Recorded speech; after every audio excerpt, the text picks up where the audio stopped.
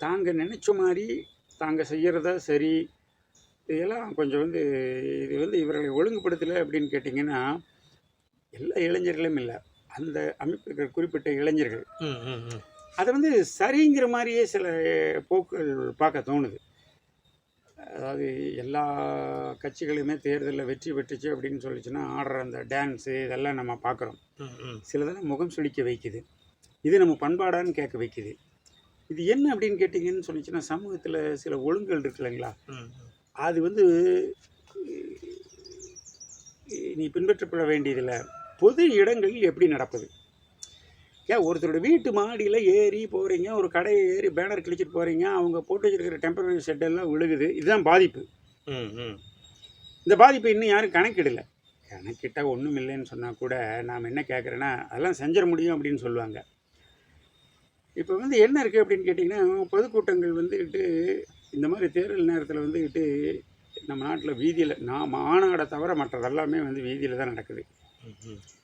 அது பிரதமராகவே இருந்தாலும் சரி, பெரிய கூட்டம் வரும் அப்படின்னு எதிர்பார்த்தாங்கன்னா அதற்கான இப்போ நம்ம கோவை என்று சொல்லிச்சுன்னு சொன்னோன்னா வஉசி மைதானம், கொடிசியாங்கிறது மாநாட்டுக்கு ஓடிடுது. கொடிசியா இப்போ வந்ததுங்க, இல்லைன்னா பரில் கிரவுண்டு. அப்புறம் அதுக்கு முன்னாடி பார்த்தீங்கன்னு சொல்லிச்சுன்னா 3 கும்பம் தப்பக்குளம்.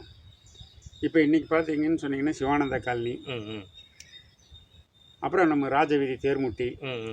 ஏன் சொல்கிறேன் அப்படின்னு கேட்டிங்கன்னா, இங்கெல்லாம் கூட்டங்களை நம்ம பார்த்துட்டோம். மிகப்பெரிய ஊர்வலங்களை கூட பார்த்த கோவை கொஞ்சம் சில சிரமங்கள் இருக்கேன். 2-3 மணி நேரம் அது ஒன்றும் பெருசாக யாரையும் பாதிக்காது. ஒரு சுண்டல் காரணமும் கடைக்காரனும் தன்னுடைய வியாபாரத்தை கவனிக்கிற இடமா இருந்துச்சு. இப்போ என்ன இருக்குது அப்படின்னு கேட்டிங்கன்னா, இவ்வளோதான் கூட்டம் வரும். ஏன்னா அந்தந்த பகுதியினுடைய கூட்டங்கள் மட்டும்தான் அங்கே வந்துச்சு. அதுலேயும் கட்சிக்காரர்கள் கூட்டம் வந்துச்சு.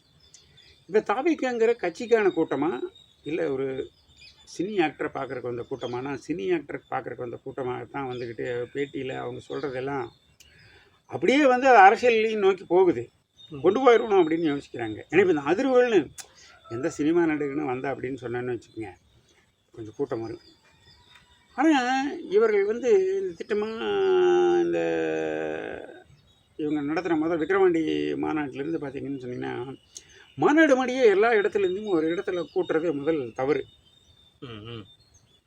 நீ கரூருக்கு தான் வர்ற, நாமக்கல்லுக்கு வந்த கூட்டம் கரூருக்கு வரக்கூடாது. இதை அரசு ஏதாவது ஒரு இடத்துல தடுத்திருக்கணும். தடுத்தால்